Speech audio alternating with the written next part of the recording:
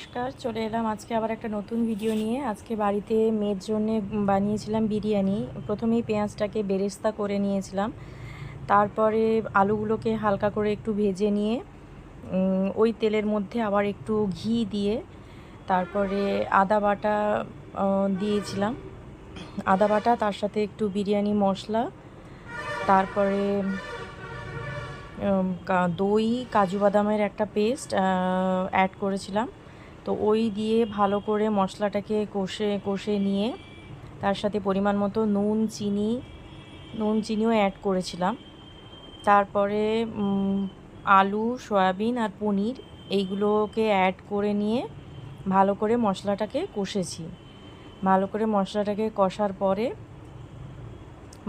ওই যে এটাকে এক সাইড করে রেখে দিয়ে তার সাথে একটু মিঠা আতর দিয়েছিলাম গন্ধের জন্য। তারপরে